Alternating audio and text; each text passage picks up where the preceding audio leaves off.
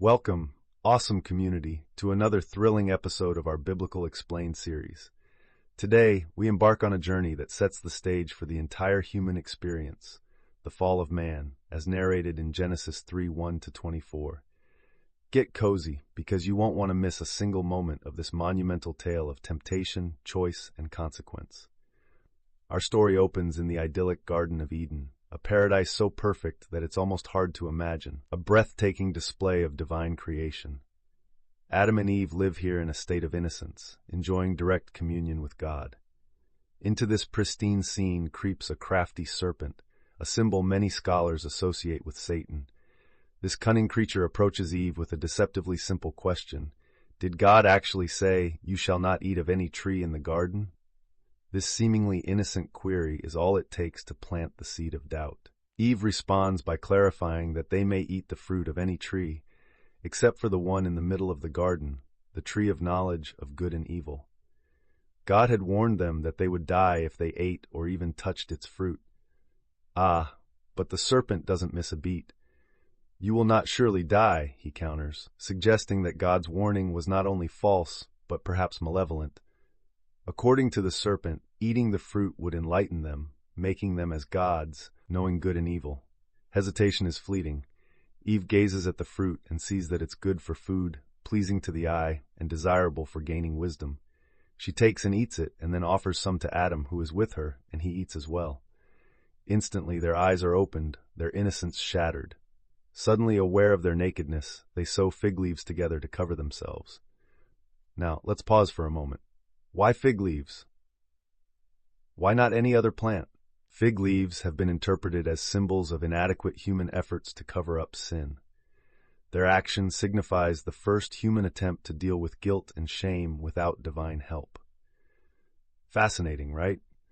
Leave a comment below if you've ever thought about the significance of the fig leaves in that way. Their newfound awareness leads to hiding when they hear God walking in the garden in the cool of the day.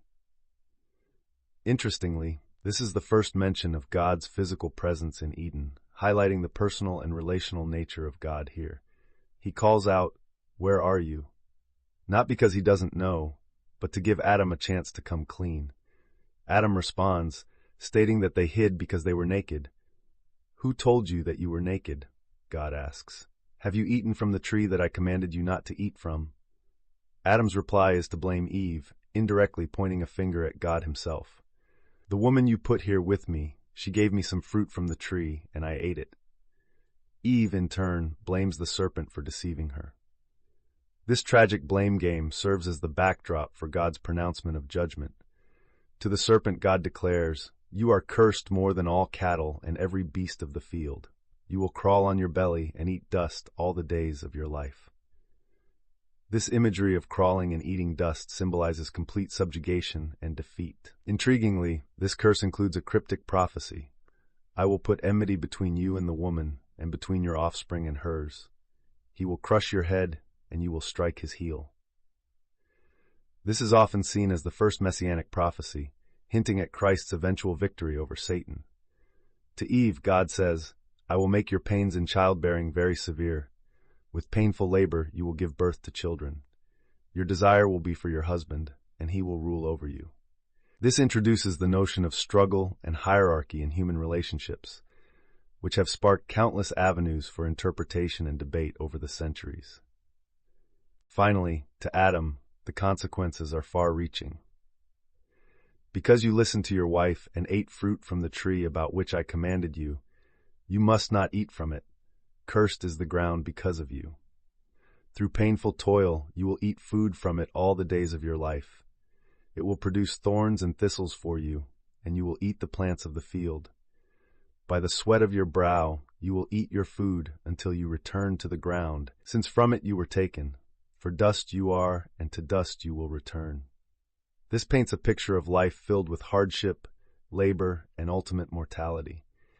In an act of mercy mixed with judgment, God makes garments of skin for Adam and Eve, clothing them adequately before sending them out of Eden. This act suggests that God still cares for his creation despite their rebellion.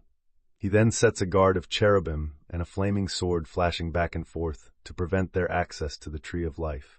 ensuring that they do not live forever in their fallen state.